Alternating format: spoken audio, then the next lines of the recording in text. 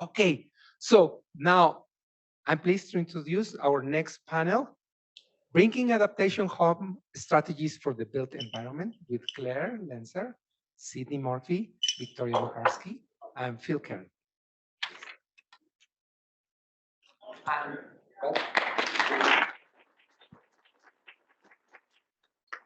Thank you, everybody, for being here. We really appreciate your attendance and your participation. Thank you for the introduction as well, Dr. Ricardo. So I'm Clare Lantzer. This is Victoria Muharsky, Phil Kern, and Sydney Murphy.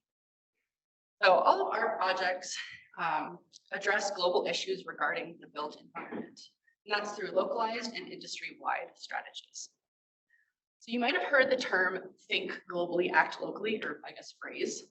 If you haven't, don't worry, it's pretty self-explanatory. And we'll break it down a little bit through the lens of the built environment. The built environment includes man-made structures that facilitate our ability to live, work, and recreate. So that's really comprehensive. That includes buildings, roads, bridges, and parks, as well as the infrastructure that brings us water, electricity, and other resources. The impacts of this built environment, as you can imagine, because we're so involved in it, is really, really expansive. And these impacts affect both the environment and the people that live within it. That's because we are so deeply interconnected with our environment that we cannot address one without addressing the other. For example, we know that greenhouse gas emissions have an adverse effect on the environment. But greenhouse gas emissions also increase the rate of respiratory illnesses and actually your psychological health, your mental well-being. So global needs like community outreach and education, standards for industry professionals during a changing climate, access to clean water and sanitation systems, and safety from natural disasters are all deeply tied to the environment that we live in and our resulting well-being. Knowing these issues, our projects target aspects of mitigation and adaptation. So mitigation is reducing greenhouse gas emissions or preventing them altogether to try and slow the train down. Adaptation is knowing that the train is still moving and the climate crisis is in progress. And so adjusting our actions to account for that changing climate by redesigning the built environment. So as we all know, these global problems are huge, and we've built up to the local communities to find solutions that work best with them. These are multifaceted, wicked problems, and so it's necessary to interpret the act local part differently. And our group interpreted act locally through education, ESG standards, water sanitation, hurricane resistance, and low carbon housing. Our first panelist starts locally in the Gunnison Valley. The impacts of the built environment and the global housing crisis are felt at a concentrated level in the valley. But Gunnison's strong sense of community provides the opportunity for local solutions. Clare Lantzer will share how a design-build school that emphasizes community empowerment attempts to address these issues. Sydney?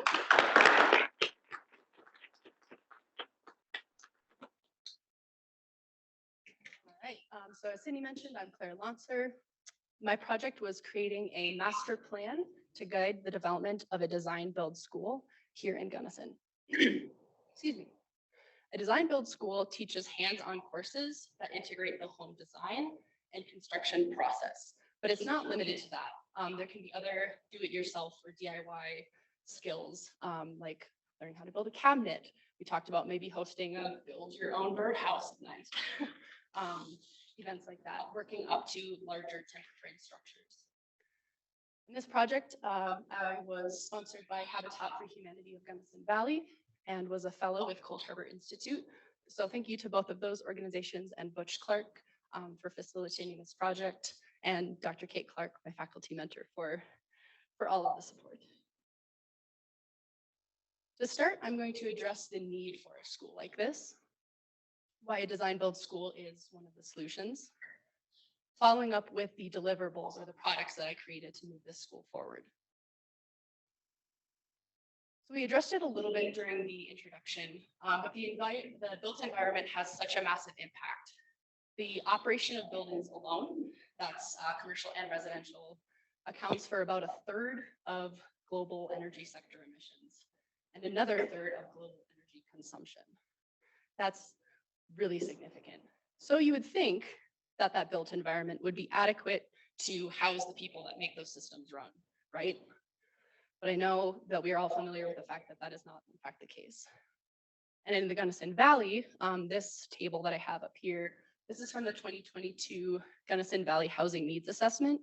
And what I want you to pay attention to here, I'm right-handed, I'm not going to try and be lefty for this. So for a median price home in Crested Butte, Almont, or Gunnison, or in the valley as a whole, price right in the middle is about $635,000.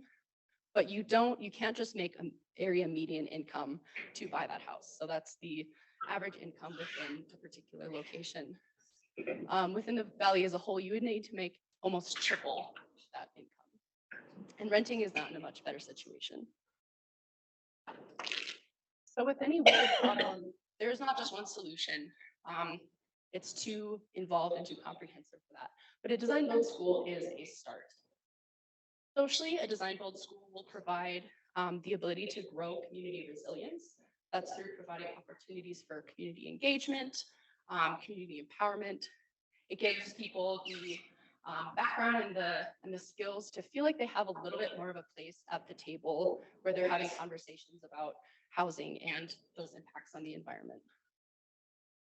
This also provides the community with the capacity to speak to the needs of their own community.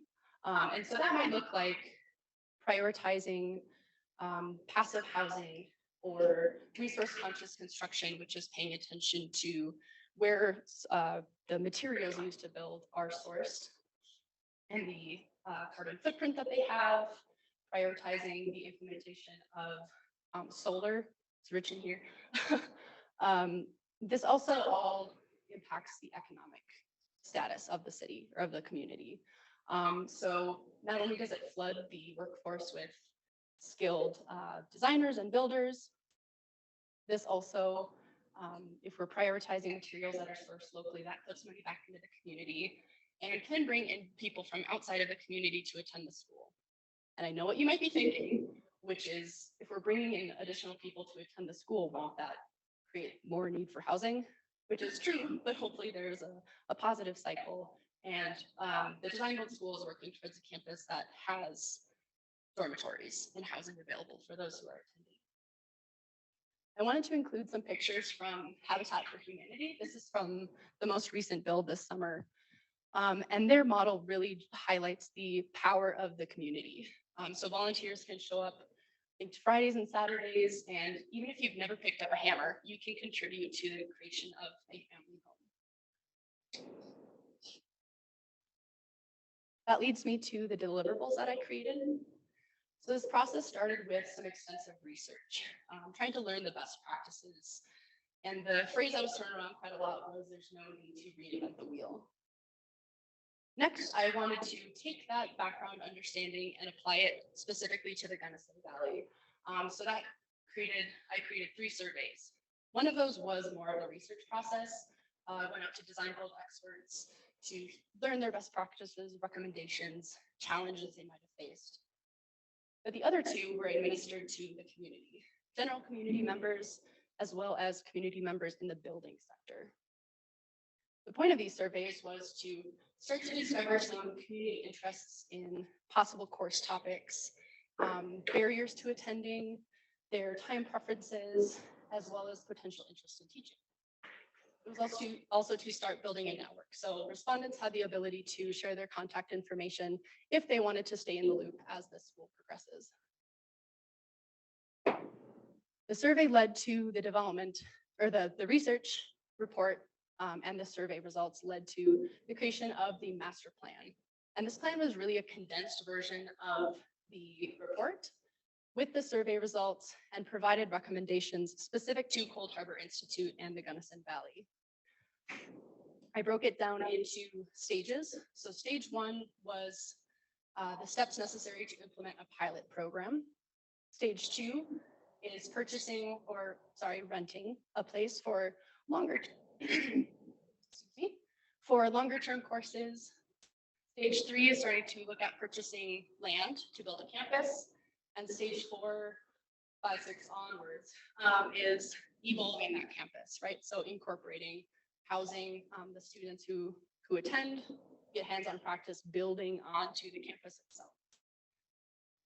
This plan covered recommendations about faculty, organizational development, curriculum, proposed spaces for the campus, possible funding opportunities, an example of a budget, and a piece about accessibility. So I'm going to jump back into the survey. One of the respondents left a comment at the end, commenting about how much they loved this idea and that they're looking forward to there being more sustainable buildings designed and built by the occupants in the valley. If whoever sent that happens to be in attendance, thank you so much. That was very encouraging. And as I mentioned, this was to start building a network and start learning about community interest, and it's not too late. This QR code should still be active. I have tested it 200 times because I'm never sure if it's going to stop working. If you want to share your contact information, some feedback, or both, I encourage you to get involved. Quickly wanted to highlight a couple of the survey responses. So part of this was to see if there were certain course topics that the community might be more interested in. And out of, I believe, 25 total respondents, there seemed to be a little bit more emphasis on small structure construction. So that's things like building sauna, building a greenhouse, a shed. Small scale projects can include building a composting toilet or cabinets, like I mentioned earlier. And hands-on techniques would be things like introduction to carpentry, plumbing basics, other DIY at-home skills. And regarding the interest in time commitment, part of this was to see how much time are people willing to invest in a school like this. And so this was also encouraging, seeing that people might be interested in several month-long courses. So that provides some feasibility for developing a full school. A quick glimpse into one of the components of my master plan, which was the proposed spaces. So I mentioned stage 1 was a pilot program, and this would really lean on publicly reservable spaces just to cut down on the costs at the start. Working up to, and remember stage 2 is renting a space, and then stage 3 and up is purchasing land and building a campus. So the 2020 Clear Gunnison Comprehensive Plan proposed that as the city develops, and for those of you not from here, this is Gunnison, and this is the corridor up to Crested Butte. As the city develops, they want to prioritize businesses that really stand for the values of the city. And as you're driving into Gunnison, those are some of the first places you'll see if you're coming in from the north. And I think a design build school absolutely encompasses the values of the community. I've alluded to some of the next steps, especially the proposed spaces. So using publicly reservable spaces, having short-term faculty like independent contractors, reducing the materials. So we wouldn't want to have to host a class where we're spending thousands of dollars on power tools, which does reduce or limits the number of courses that we can host.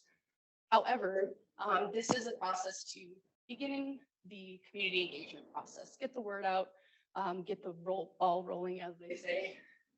And because feedback is such an important part, this can be a process that helps the school develop based on the needs of the community.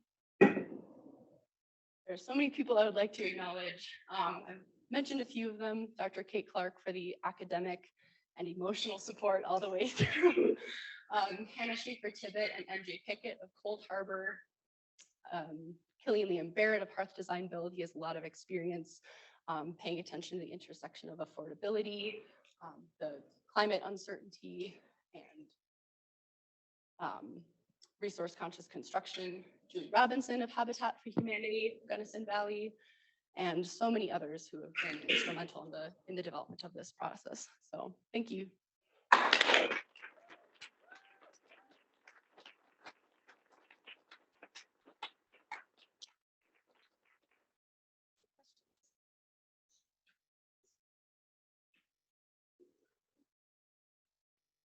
question? So, I saw Butch and then I'll go to Sean. Is the report that you produced available for people to share? That is currently an internal Cold Harbor Institute document. I hope that as it develops from sort of the framework or groundwork, it will become a publicly accessible document because community engagement is such a key piece. Thank you for your question.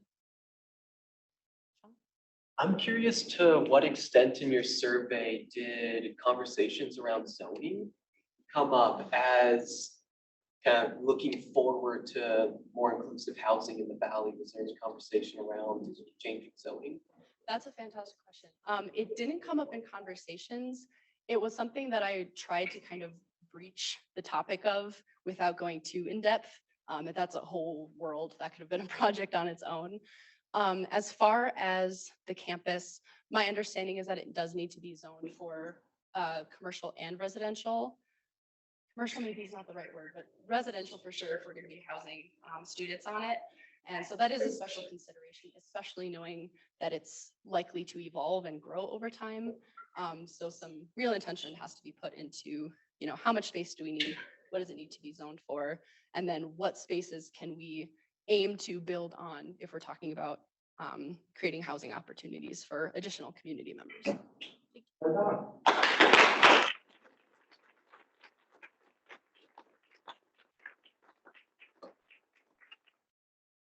Ready? Okay, now I'm going to do some crinkling in the microphone real quick. Apologies.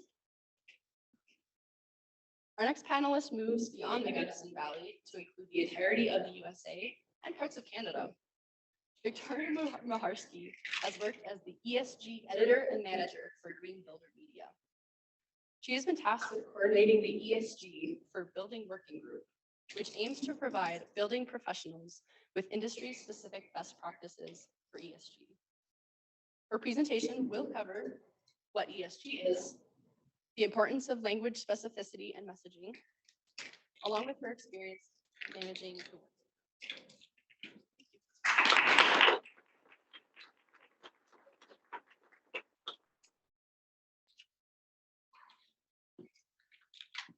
So I want to thank Claire for that wonderful presentation and introduction for me. Again, I am Victoria Muharsky. I am the ESG editor and manager for Green Builder Media, and my presentation is solely on ESG, the standardization of ESG, their uses and value.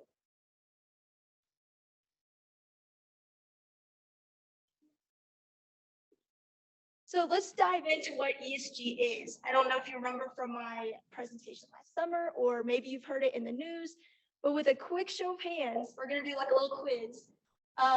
Who thinks it's the first one? Economic stock growth. Any takers? No? Okay, so we're gonna go on to the next one, environmental security group. No? Okay, environmental social governance. Okay, and then the last one, economic social guidance. So all of you are correct. It is C, it's environmental social governance. It's a risk mitigation strategy used by investors to identify threats to their businesses. It is being politicized in the news right now is woke ideology, but predominantly, it is a risk mitigation strategy, which is what I want to emphasize throughout my presentation today. Okay, so we're going to identify the problem. So what is the working group trying to finish? And that's the lack of standardization. Europe is light years ahead of us. The US right now, it's voluntary. So companies are choosing to disclose or not. And the content that they disclose is up to their discretion, which leads to possible greenwashing, as you can imagine, without any standardization. And the current frameworks that are out there aren't applicable to the building industry. And the example I like to use is with blood diamonds. Builders are not using blood diamonds, but it's something that keeps coming up in GRI, SASB, and those are all ESG frameworks. So then I want to talk about the regulatory landscape that's shifting. So the SEC, which is the Securities Exchange Commission, they're putting out a proposed rule on climate disclosure and ESG. And the SEC is predominantly a financial entity. They're looking at financial disclosures, So they have received a little bit of backlash for including climate change and ESG. So my working group, or Green Builder Media's working group, is proactively trying to set these ESG best practices for the industry. So a call to action. On our Green Builder Media's webpage, we sent out and solicited an email to people saying, hey, can you please join our working group? We received over 100 responses, and for a long time, we actually had that many participants in the beginning. But we did have to pare it down to about 60 industry experts spanning all different kinds of building professionals, to include manufacturers, builders, developers, etc. We cover it. The main goal is to outline industry-specific ESG best practices for residential new construction. We did have to narrow our scope. Originally, it was much broader. So we really are honing in on that residential new construction part. So then those 60 working participants were split into 7 subgroups. And later on in the process, we determined that we needed to add an 8th one. And so I have them listed here. Of course, we have the ES&G, we have measurement, innovation, business case, outreach and education, and then compliance was the 8th one, which was originally in the measurement subsection. So this is my deliverable. It's going to be a comprehensive report containing ESG guidance for building professionals in the residential new construction. We're going to highlight the importance, practicality, and business benefits of ESG. And I really want to emphasize that this is a guidance document and not a standard. Some of our participants have shown that they want to take this a step further and next year possibly making a standard, but that's a much more in-depth process.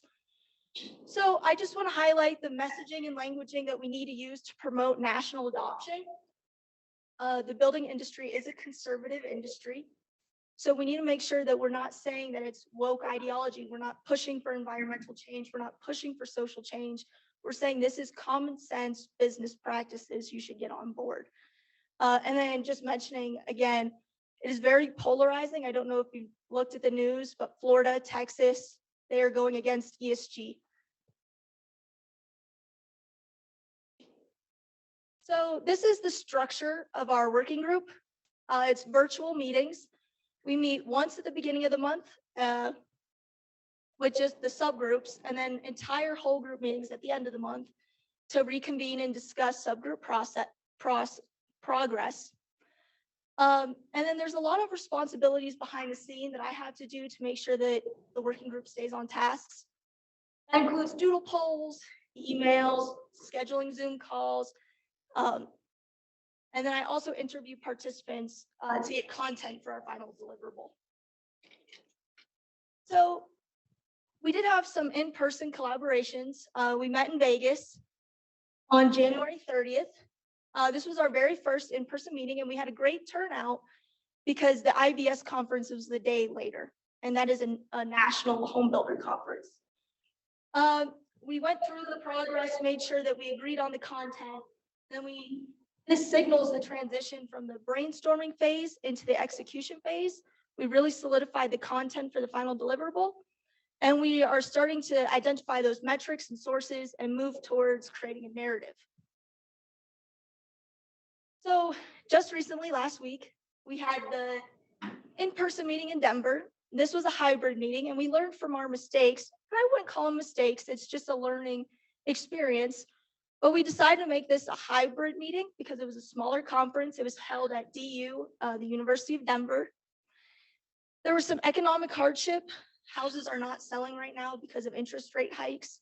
So our builders couldn't afford to travel out to see us in Denver. And then the location, as Western, DU has those hybrid capabilities. This working meeting had minimal presentations. We really wanted to keep it collaborative and open discussion. We did have a split between in-person and virtual attendees. And we did go through an enormous 66-page outline, which we were a little nervous because we needed people to evaluate it beforehand. And grown-ups do not like homework. So that was a struggle trying to get them to read this document ahead of time. So what have we accomplished so far? We do have a national press release that's been sent out, getting people excited about our final deliverable. We've posted several blogs, and we've gone through several outlines for the subgroups. This is definitely going to be an iterative process. So for instance, we are working towards this September 29th deadline. From now to then, we'll go through 2 rounds of internal editing. Then it'll be sent to our editorial team for them to go over it. And then it will also go to a design team. So between now and then, there's quite a few more steps that have to happen. And I do have some business cards with some QR codes on it. So if you guys want to keep up to date on the progress of our working group, I have a couple of them. Just find me after the panel presentation. So how are we keeping stakeholders informed about this process? Because it is a lengthy process and we don't want to lose their interest before the final deliverable is released. So me and a couple of our guest blog authors have posted some informative pieces, and this is from our website. And there's some topics are those SEC proposed regulation, some easy steps for newcomers in the ESG field. It is so untangible that people get afraid, the building professionals get afraid. So they just want a clear outline of some next steps. Technology, ESG scoring is inconsistent. We're hoping with standardization, we'll get rid of that. Embodied carbon, decarbonization. We did an analysis. We worked with DU students to look at some carbon calculators to help identify ones that would fit the business needs of some building professionals. And then I have a lot of thank yous and acknowledgements. So first and foremost, I want to thank Sarah Gutterman, the CEO of Green Builder Media. She is my community sponsor, and she has helped me throughout this entire process and really molded me into the position and role. I want to thank the wider Green Builder Media team, and I want to give a shout out to Sam. She's an MEM alumni at this university, and she helped me to connect me to Green Builder Media. The other logos are from our ESG working group, subgroup leads. So I want to thank everybody within the working group. Without them, this couldn't happen. I want to thank my mentor here at Western Colorado, Dr. Jesse Baker. He's helped me to navigate this difficult process. And I really want to thank my friends and family for being there for me. I did move all the way out from South Carolina.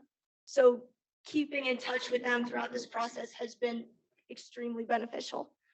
But with that, I'll take questions.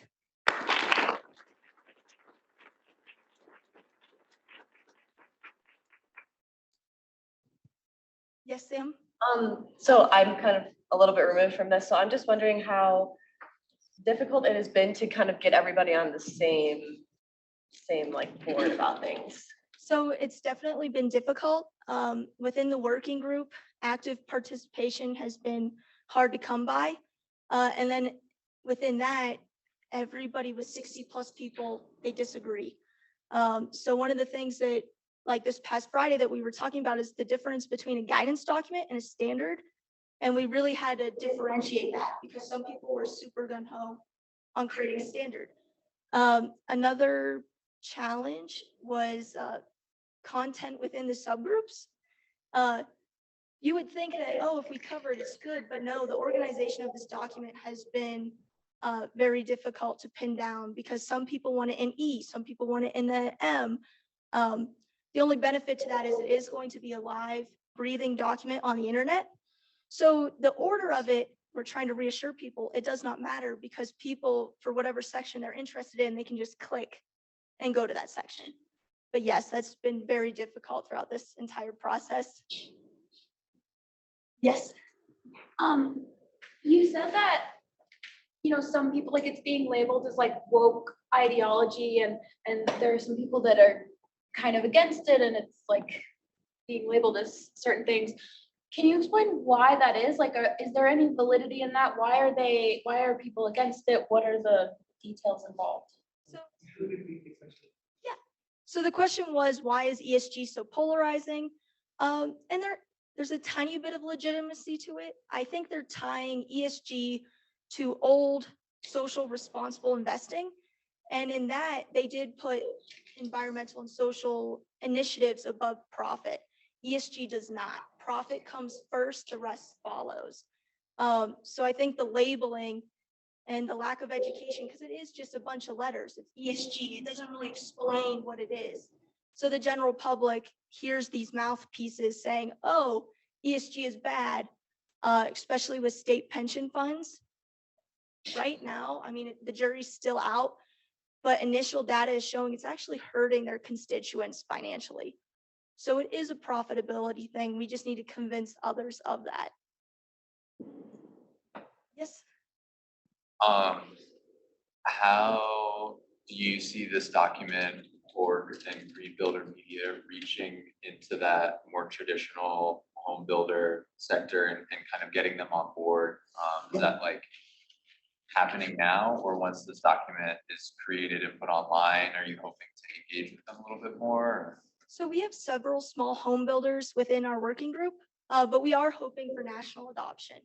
But that will be later on in the process. Right now, we're working with our close constituent group, and then eventually through our networking, because it is 60+ people, and they each have their own connections. We're hoping that we'll be able to expand it into those smaller home builders. This document is not really for, although we would love for them to adopt it, it's not really for the large home builders. They're doing their own ESG initiatives, and we're actually openly collaborating with them to try and align our documents. Congratulations.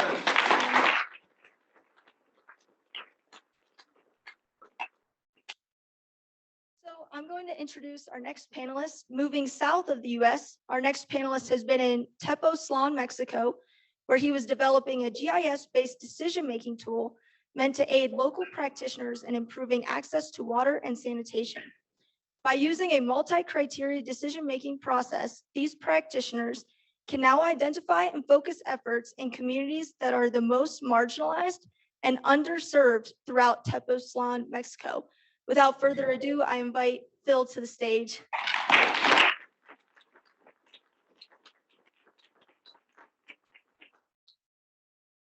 Thank you, Victoria. I appreciate that introduction, and congratulations on the work you did. That was awesome. So over the last year and a half, I've been working with a nonprofit, Cerrar Transformación, out of Tepoztlan, Mexico, in creating a decision-making tool, a GIS-based multi-criteria decision-making tool to aid water and sanitation practitioners in the region. This tool is exciting because the flexibility and adaptability of it allows us to incorporate different data points that were collected publicly from different federal entities and locally from knowledge that local practitioners had, in order to incorporate about 10 different criteria, use a panel of academics, water and sanitation professionals, and local practitioners to use the analytical hierarchy process, which I'll go over later, and choosing these criteria and weighting them in priority, and then visualizing them with a GIS-based tool. Why I wanted to get into this topic: I've been a water and sanitation practitioner here in the Valley over the last 5 or 6 years, working for a variety of centralized water and sanitation systems. And I got my undergraduate degree in international studies and geography with a focus on water resource management in underserved countries. So I was hoping that coming into this program, I would be able to connect the two. And thanks to the program and my mentor, Ricardo Vasquez-Perales, it ended up being a perfect fit. I want to thank Ricardo Vasquez-Perales for connecting me with Cerrar Transformación and being a guide, role model, and mentor throughout my stay in Tepoztlan, as he has spent years living there as well. And also, I want to thank the Sustainable and Resilient Communities track. I was a fellow there, and that definitely helped fund my project here. And Ricardo connected me with Cerrar Transformación. This is an organization that is dedicated to stimulating community-driven efforts to increase access to water and sanitation.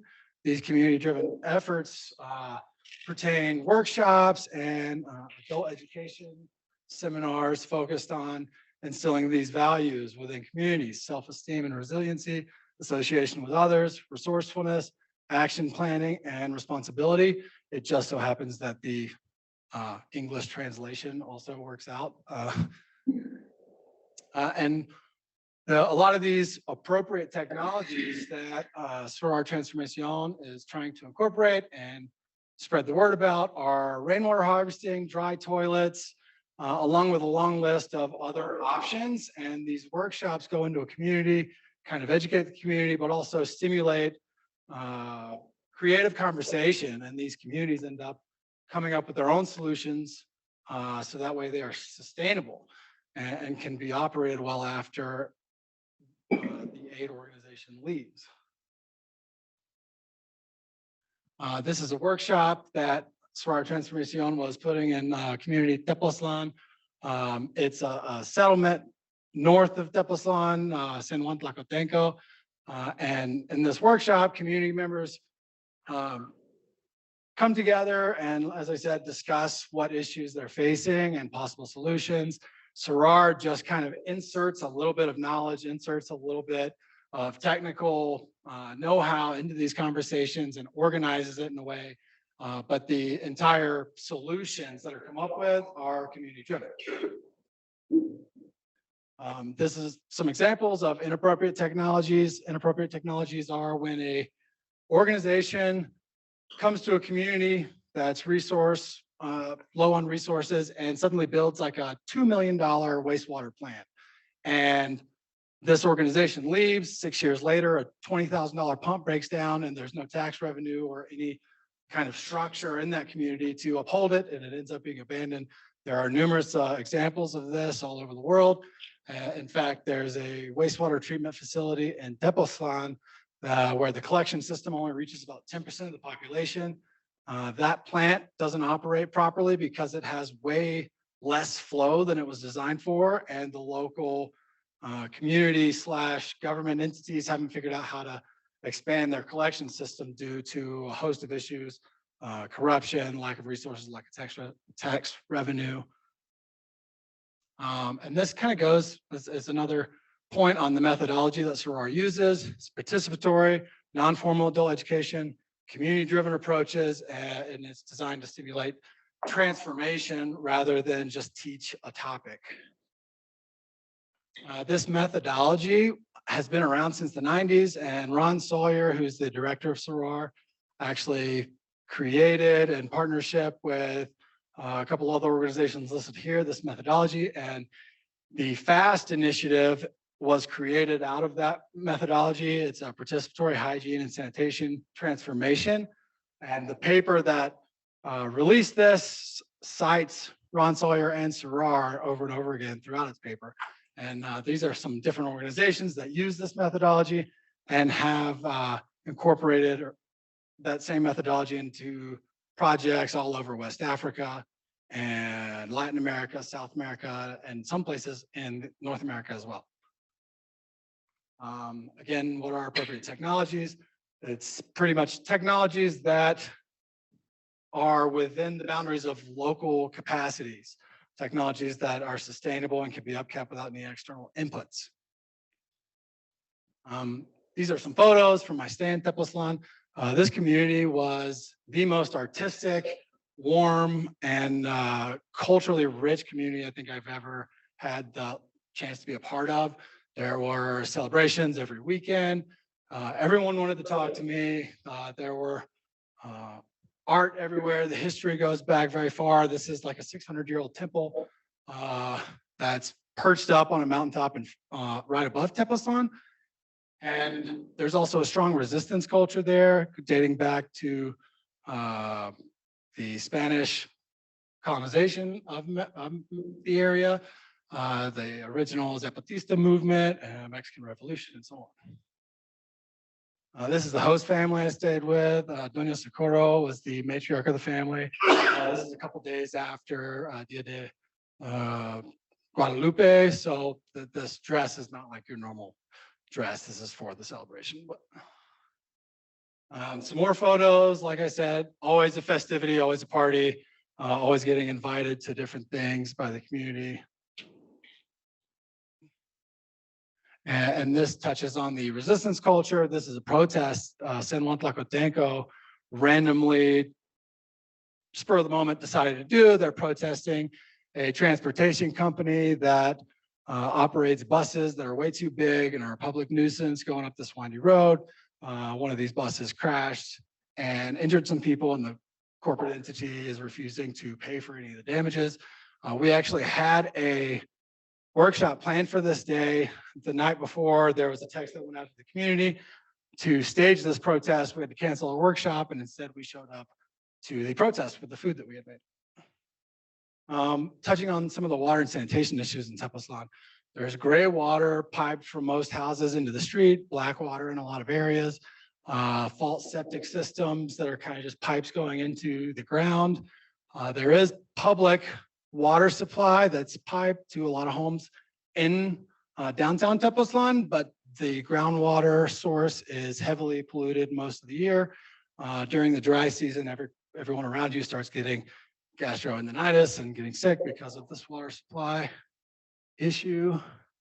If you're within the boundaries of town, you can walk to different wells like this and get your water supply, but as I said, there are risks associated with that. If you have the money and you live in a rural area, or you're a restaurant like this, you can get water delivered to you by private entities or barrio kind of government ran entities that will bring truckloads of water from the wells to your location. If you have more money and you're kind of the upper class, you can actually have Coca-Cola trucks bring you purified clean water, or private companies like this bring you water to your door. But we actually found, Sarar has found that a lot of these private companies don't really clean their water. They just rebottle whatever's coming out of the wells and make money off of it. Some statistics behind Tepoztlan's water and sanitation issues. About 6% of households lack a toilet. Half of households have piped water from a public source, but again, that can be heavily polluted. 38% lack access to healthcare, and 50% lack any form of transportation. And these are some of the statistics we use. This was a multi-stakeholder partnership between Western, Sarar, and we are currently working with Isla Urbana to incorporate some of their data from a household census in San Juan Tlacotenco, which is one of the regions that we found were most vulnerable. They actually had a project already ongoing out there. And through this project, we're hoping to stimulate more multi-stakeholder partnerships in the region. The analytical hierarchy process was a process developed by Thomas Hette in the 70s. It's a tool that's used to choose, prioritize, and weight different criteria in whatever kind of project or social initiative you want. And it's really just a general decision-making tool. You can use it for any kind of data interpretation. This is an example, and these are some of the data points that we used. Well, this is all the data points that we used and the weights that this tool popped out. Distance from a public well, distance from a wastewater plant, percentage of homes without access to piped water from a public provider, percentage of homes that don't have a toilet, percentage of homes that have no transportation, percentage of homes that have a woman as head of the household, percentage of homes that have a person of indigenous background as head of the household, population, access to healthcare, and illiteracy rate. And with this tool, we were able to kind of incorporate a bunch of different data points that we think were related to water and sanitation struggles and boundaries in the area. These are the data points that we used. Well, permit information, 2020 census data, and we used some methodologies from CONAMP to process our data. This is an example of the tool. It's publicly available, and you can click on each community and it'll pop up the information that I have put in that's related to the analysis. Right now it's only in Spanish, but we are moving to put it in English too. These are just other information that I've added that's helpful. This isn't incorporated, but it is in the tool and readily available. And this is the original study that I used, found the methodology. I used the same methodology, but on a much smaller scale and with different data sources. A special thanks to these people. Ricardo Vasquez-Perales has guided me through the whole project. Dr. John Hausdorfer wouldn't be in the program here if he didn't encourage me. Garrett Smith helped with GIS. Phil Crosley helped with GIS as well. Ron Sawyer and Rafa both are with SARAR, director and facilitator, and SARAR group on the rest of the staff. And I also want to thank these entities because some of their information or their guidance were used throughout this project. And quick shout out to my family for allowing me to go here and bearing with me while I was gone and working on this project. Thank you.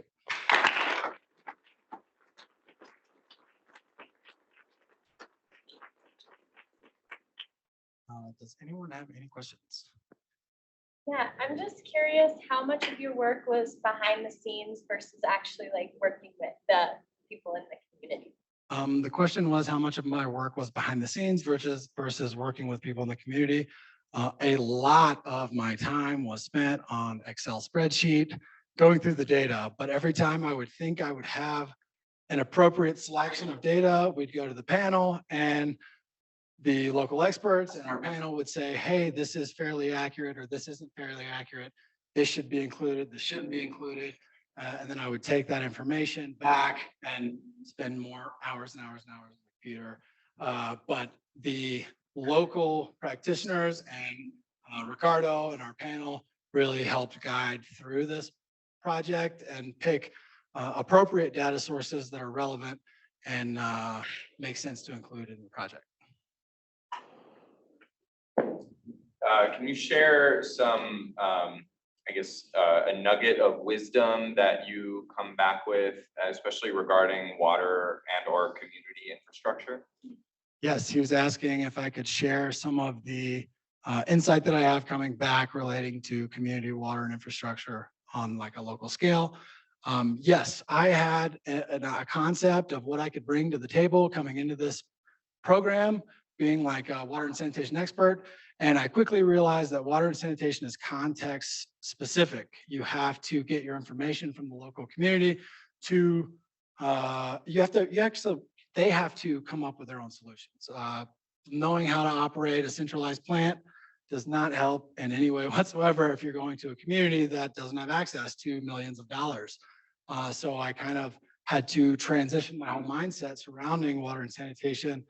Thanks to the guidance of Ricardo, I was able to do that. Coming back, I have a deep respect for community-led initiatives and the level of involvement and care that these communities bring to trying to tackle some of these solutions that we just don't have to think about here. You know, we just, a lot of the times in our communities, we don't even have to consider if our water is clean coming out of the faucet. It's a given for a lot of people in our community. So that was a humbling experience to see firsthand. Congratulations. I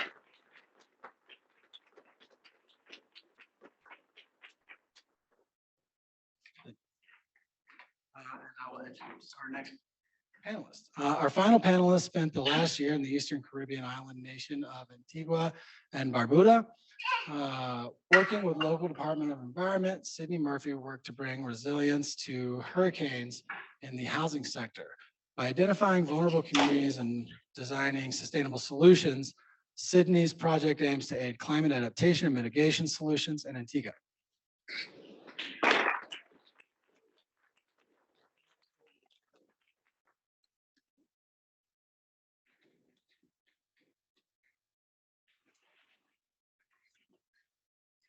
Everyone, my name is Sydney Murphy. And like Phil said, I spent the last year in Antigua studying hurricane-resistant housing solutions.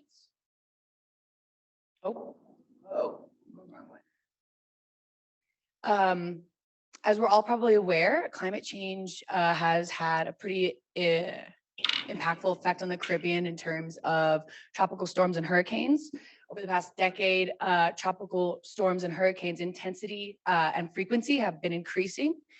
And so in response to this, in response specifically to Hurricane Irma and Hurricane Maria in 2017, the government of Antigua applied for the Green Climate Fund, which is a fund from the UN that assists developing countries in adaptation strategies.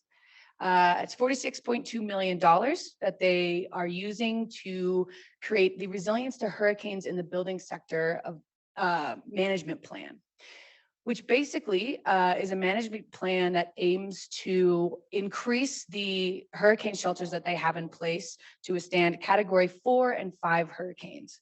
As of right now, the shelters can withstand about a Category 3, but they want to improve those strengths. And the shelters that they have right now also double as churches, clinics, and schools. So those are what they're focusing on. Oh,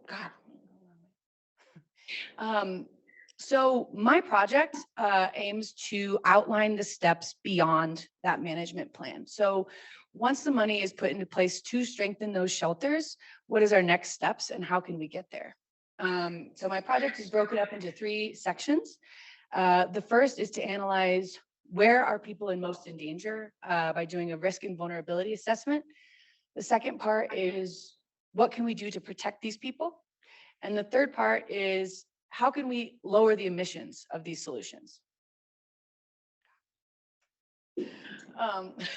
So the first part of my project, again, is like identifying where people are at highest risk, highest vulnerability to storms specifically. So working with the local Department of Environment, I was able to have access to census data as well as GIS data. And the maps on the left include existing buildings, clinics, schools, and churches, which, like I said before, double as hurricane shelters currently, bus routes, and flood zones.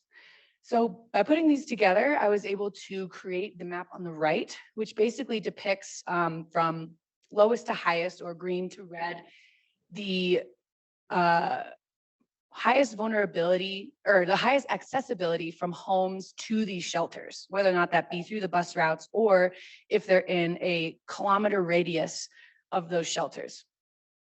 So the areas in red are the areas which are outside a kilometer away from bus stops or any of those shelters. So on top of accessibility, it's important to understand what the housing sector is made out of. And the majority of the homes within this red section are made with wooden walls and sheet metal roofing, which is said to be the weakest materials to withstand tropical storms and hurricanes. So once we understand where people are in danger in terms of accessibility and what their home is made out of, we can start thinking about solutions. So immediate solutions are solutions that are called retrofitting, which is basically just strengthening your existing house. So some examples of retrofitting are things called hurricane straps, which are little steel pieces that you put on your roof trusses that attach to the walls of your home, because the roof is the most susceptible to damage in a hurricane through winds. Other things that are retrofit solutions are called windows and door shutters. So these are things that you literally just put over openings in your home to stop wind and rain from coming in and causing damage. Other available solutions are what are called prefabricated or modular homes, which are homes that are mostly assembled in a factory and can be shipped and erected really quickly post hurricanes in terms of damage control and giving people shelters immediately after a disaster. However, my project focused on hurricane resistant design from scratch, basically. So I studied what makes a home the strongest, and steel and concrete are the most robust materials out there in terms of strength and ability to withstand missile wind and rain. However, it's how they work together that really make them the most successful. So a lot goes into a hurricane resistant house. I'm just going to touch on 2.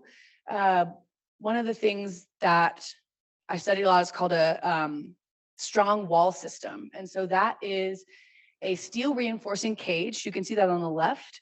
So it's basically a cage made of steel that that is the building walls. It attaches to steel within the foundation. It also attaches to steel within the roof. So then after the steel foundation, cage is created, you pour cast and plate concrete around it. So it becomes this enclosed feature, basically, again, a steel concrete home. And that withstands winds up to 200 miles an hour, studies can say. Another little feature are there's little things that you can do to protect yourself against a hurricane. For example, during construction, this recessed seat at the edge of the floor slab, which basically deters water from seeping into your foundation, seeping into your home and causing damage. So throughout this process, again, I studied a lot of hurricane resistant design, and I was able to create a home in what's called Revit, which is a 3-dimensional modeling program. I did a single family home, single story home, about 1,500 square feet, weighs about 700,000 pounds because it is steel and concrete, like I said. I incorporated lots of elements like window shutters, door shutters, rain catchment in the back, solar, all the things needed to withstand a hurricane, as well as be independent from electricity or water needs in case of an emergency. In Revit, I was able to model these details of a strong wall home, like what I talked about before. So on the left here is a detail of the wall foundation connecting to a wall connecting to the foundation via steel. Normally homes don't have these reinforcing steel elements that go from the roof to the foundation, but I was able to model that. And then number 2 is a wall and roof detail, which highlights, again, hurricane straps, what I talked about before. You can embed steel into the concrete wall, attach it to the roof. There's also soffit recessed perforations, which disallows water to get into the home. Amongst other things, Revit was able to allow me to model these things. So once I have this model in place, once I've studied what the strongest home can be, you have to, in terms of resilience, you have to think, what is the carbon footprint of these homes? Again, because concrete and steel have the highest carbon emissions of all the building materials out there. So how can we understand this and move forward in a sustainable way? This is where carbon counting comes in, or embodied carbon life cycle analysis. So if you want to analyze the embodied carbon of a building, a common equation is the one on the top. So basically it says the life cycle of embodied carbon equals initial embodied carbon. So that is the embodied carbon of each material that makes up the house before the operational phase.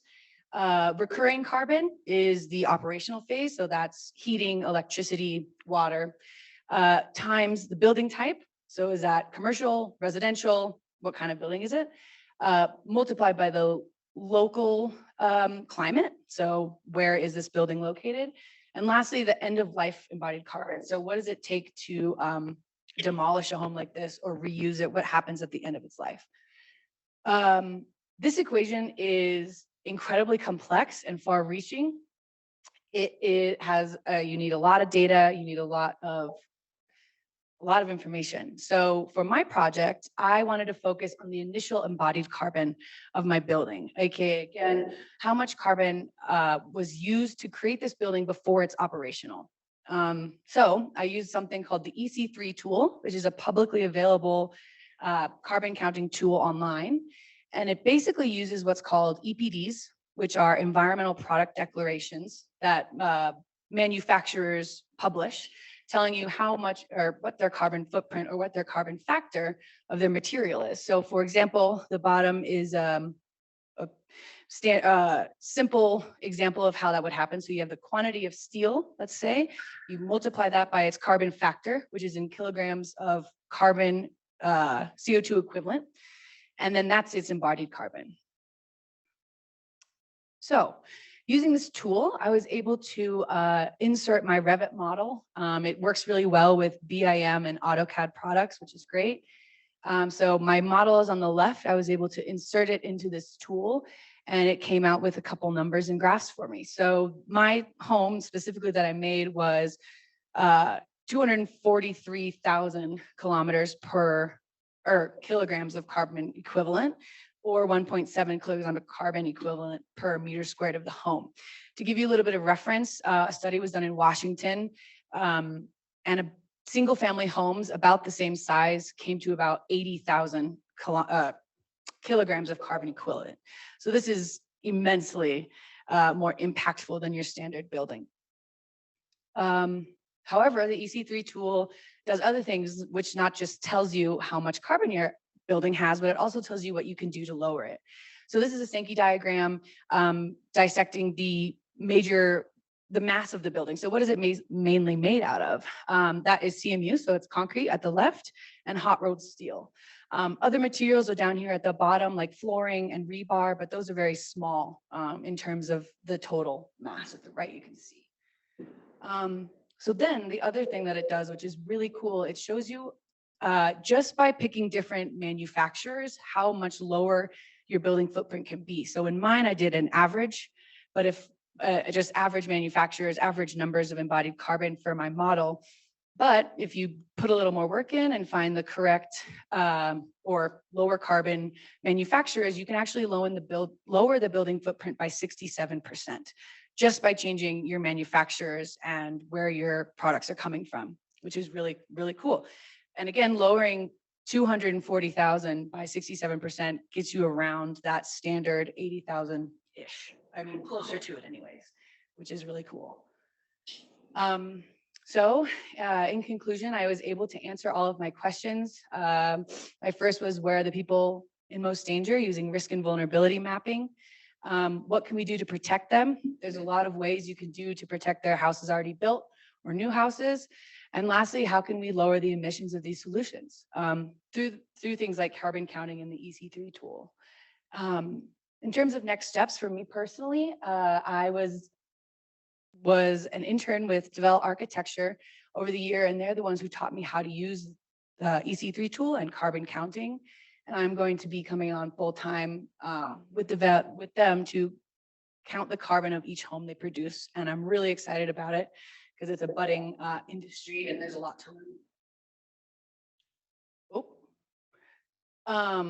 I want to say thank you to Western Colorado University, as well as the Clark School of Environmental Design or Management, Janelle Johnson with the Department of Environment in Antigua for giving me all the GIS information and data I need, Devel for helping me learn how to count carbon, Dr. Jeff Sellen and Gretel Follingstan for being my mentors and believing in me, and my friends and family for letting me move all the way across the world for this project. Thank you.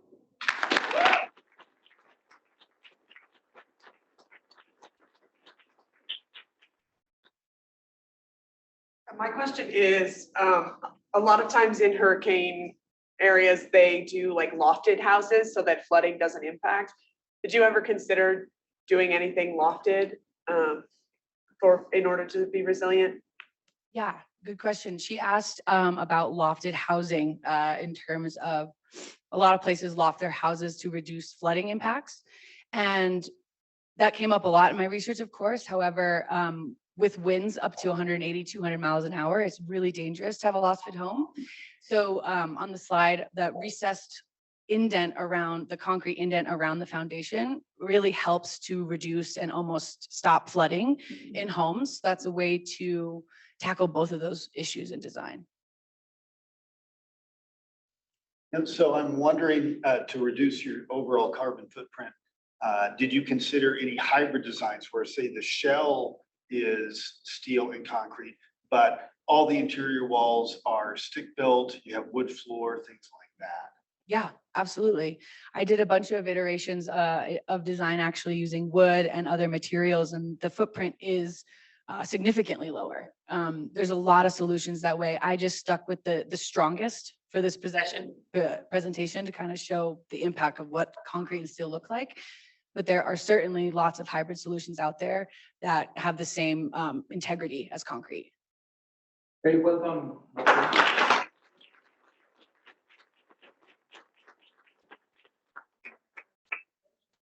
Q&A for the panel.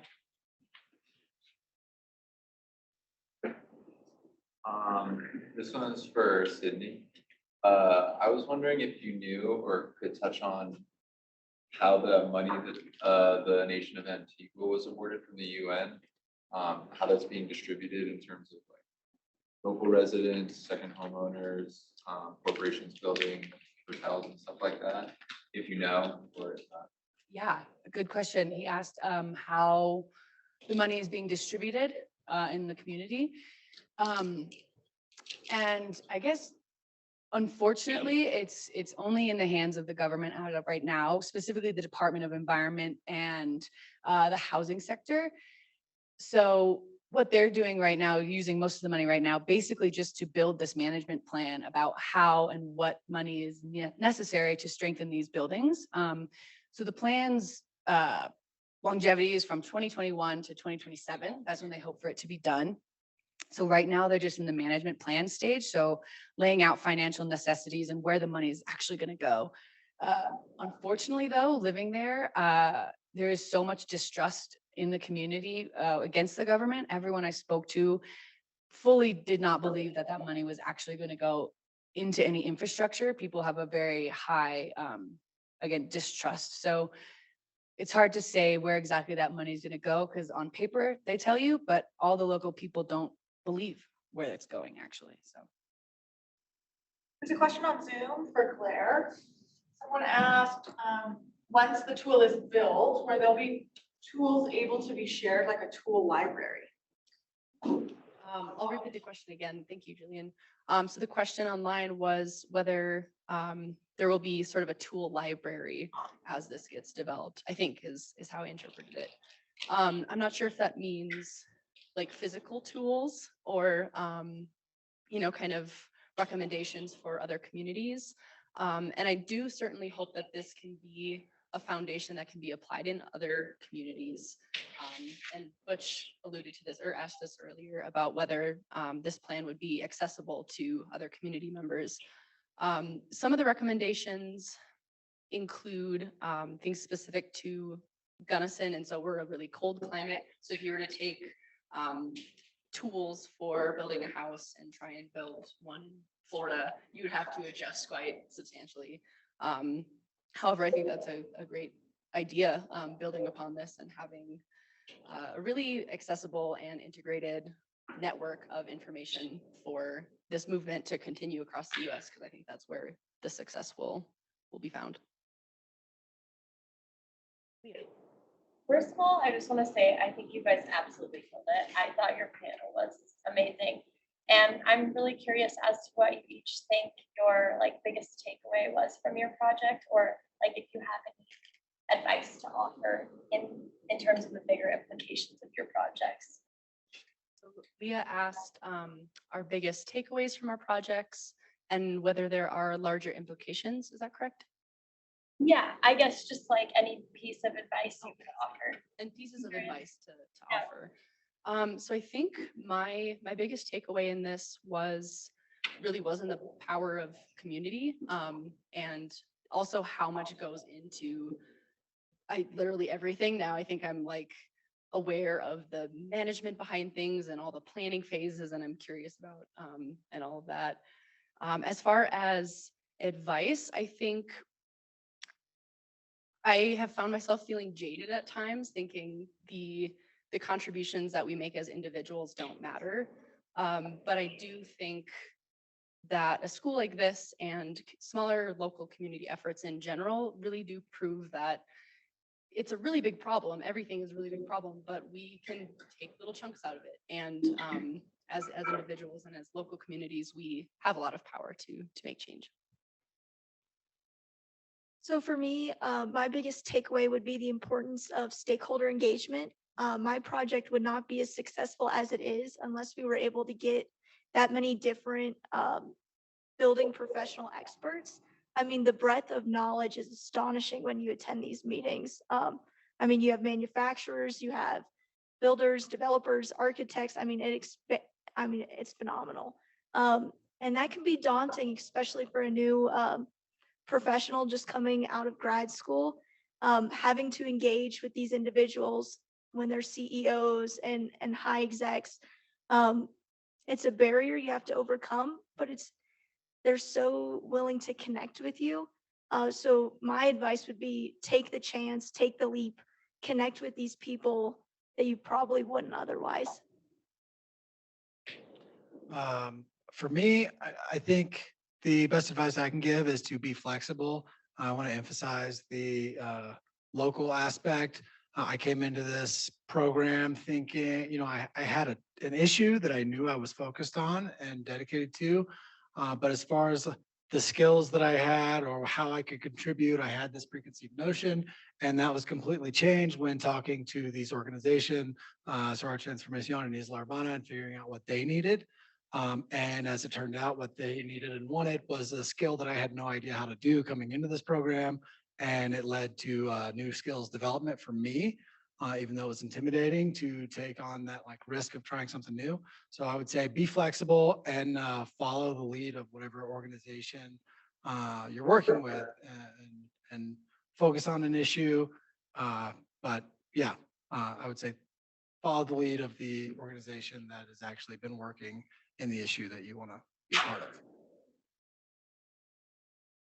I think my answer mix fills in that I think the biggest changes are going to come from community-driven endeavors, I guess.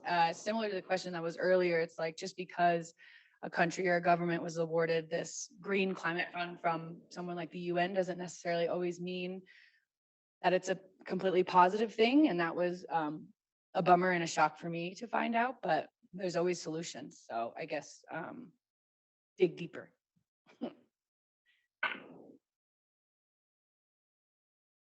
Yeah, I have a question for you, Sydney, about, and it's okay if you don't know, but about affordability, and if you looked into like a sweet spot between, economic cost and like hurricane protection, or if you just considered affordability.